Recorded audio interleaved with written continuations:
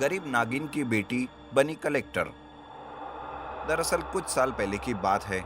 एक शिव मंदिर में नागिन और नागराज रहा करते थे। नागिन माँ बनने वाली थी। उसके घर नया मेहमान आने की वजह से दोनों भी बड़े खुश थे। पर खुशी पर किसी की नजर लग गई थी और नागराज एक दिन अचानक से मर जाता है। पर मरते मरते वो नागिन से कहता है, नागिन, हमारी आने वाली संतान एक शक्तिशाली नाग या नागिन ही होगी, पर इसके दुश्मन बहुत है। कैसे भी करके तुम्हें उस संतान की रक्षा करनी होगी। मुझे वचन दो नागिन, मुझे वचन दो। पर नागराज, आप मुझे ऐसे अकेला कैसे छोड़कर जा सकते हो? मैं कैसे उसकी रक्षा करूंगी? मुझ में इतनी ताकत नहीं है नागराज। ऐसे रोना मत। एक माँ की ताकत ही सबसे ऊपर होती है। सब ठीक हो जाएगा। ऐसे कहते हुए नागराज की मौत हो जाती है। नागिन कुछ ही दिनों में एक बेटी को जन्म देती है। उसके जन्मदिन चारों तरफ रोशनाई होती है। फूलों की बरसात होती है, जैसे मानो कुदरत उस शक्ति का स्वागत कर रही हो। तब नागिन को भी पता चल जाता है कि सच में उसकी बेटी अपने आप में एक शक्ति है। कुदरत के इस बदलते हुए रूप को देखकर दूर एक नागलोक में बसे कोबरा को समझ आता है। वो सोचता है, इतनी रोशनाई, इसका मतलब किसी शक्ति का जन्म जरूर हुआ है। मुझे उस शक्ति को ढूंढना होगा और उस शक्ति को हासिल करके खुद शक्तिशाली बन पाऊंगा। कोबरा उस शक्ति की तलाश में निकल पड़ता है। तब उसे पता चलता है कि नागिन को शक्तिशाली बेटी पैदा हुई है। फिर वो कोबरा नागिन जहाँ रहती है उस महादेव के मंदिर में जाती है। पर महादेव की कृपा से नागिन अपनी बेटी को लेकर वहां से भाग जाती है और एक सुरक्षित जगह पर आकर नागिन सोचती है, इस बार महादेव की कृपा से मैंने मेरी बेटी को बचाया, पर हर बार मैं अपनी बेटी को उस दुष्ट कोबरा से कैसे बचाऊंगी? अब तो नागराज भी नहीं है मेरे साथ। मुझे कैसे भी करके मेरी बेटी को सुरक्षित जगह ले जाना होगा, ताकि ये दुष्ट कोबरा कभी भी मेरी बेटी तक ना पहुंचे। नागिन ऐसे सोचकर चंदनपुर नाम के गांव में अपने बेटी के साथ आती है। उस गांव में राम और सीता नाम के दो दंपत्ति रहते थे। उन दोनों को कोई भी औलाद नहीं थी और वो दोनों स्वभाव से बहुत ही अच्छे रहते हैं। ये सारी बातें नागिन अच्छे से जान लेती है। ये दोनों नेक लगते हैं। ये दोनों ही मेरी बेटी की अच्छे से देखभाल कर सकते हैं और उस कोबरा से भी मेरी बेटी की जान बच सकती है। ऐसा सोचकर नागिन राम और सीता के घर जाती है और उनसे कहती है, आप दोनों क्या मेरी बेटी की देखभाल करोगे? मुझे उस कोबरा से मेरी बच्ची को बचाना है। मुझे आप लोगों की मदद की बहुत ज़रूरत है। कृपा कीजिए मुझ पर। राम और सीता उस छोटी सी बच्ची को देखते हैं। सीता बच्ची को देखकर भावुक हो जाती है और उसे अपने गले लगा लेती है।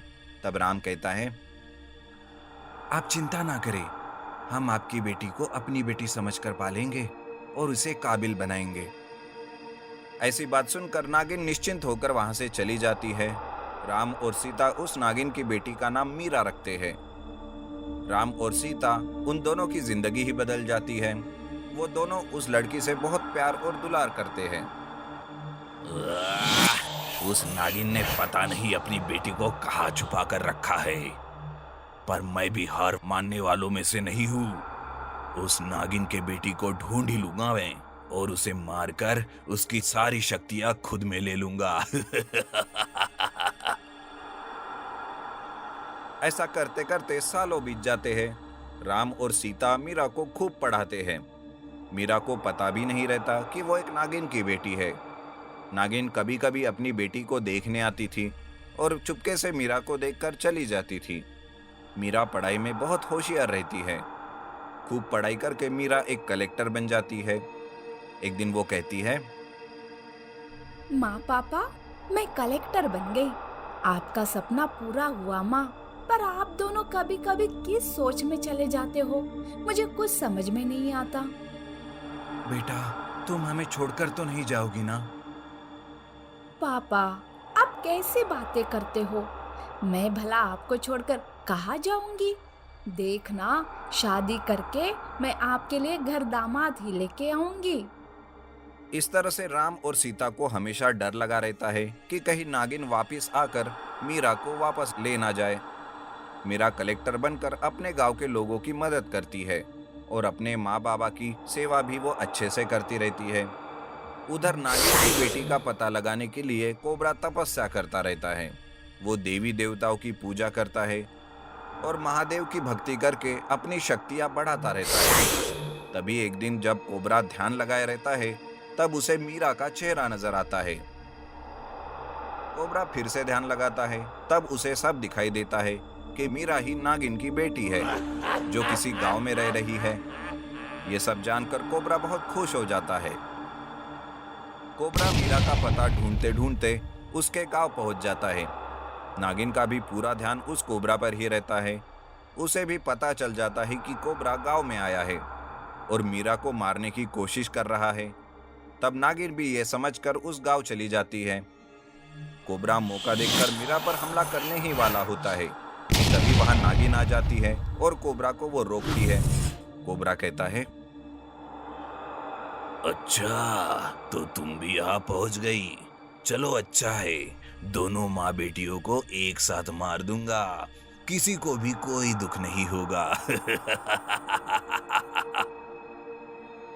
नहीं दुष्ट, मैं मेरी बेटी को इसलिए नहीं बचाया था कि तेरे हाथों से मरे। तेरी मौत तुझे यहाँ खींच ले आई है कोबरा। मैं तुम्हें नहीं छोड़ूंगी। मीरा को तो कुछ समझ नहीं आता कि क्या हो रहा है। नागिन और कोबरा के बीच भयंकर लड़ाई चालू हो जाती है।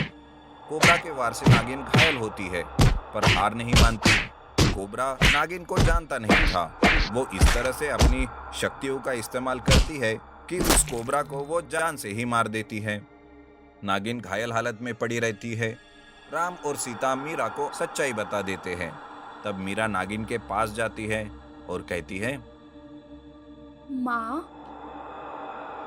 माँ। ऐसे सुनते ही वो नागिन कहती है, ये शब्द सुनने के लिए मेरे कान तरस गए थे बेटी, पर जाते वक्त आखिरी बार सुन ही लिया। अब मैं चैन से मर सकती हूँ। ऐसा कहकर नागिन की भी मौत हो जाती है। उस दिन के बाद से मीरा अपने माँ बाबा के साथ खुशी खुशी जिंदगी बिताती है। नागिन के त्याग और राम और सीता के प्यार की वजह से गरीब नागिन की बेटी कलेक्टर बनकर लोगों की खूब सेवा करती है। ऐसी और अमेजिंग कहानियों के लिए हमारे चैनल को लाइक और सब्सक्राइब करना ना भूलें। शुक्रिया।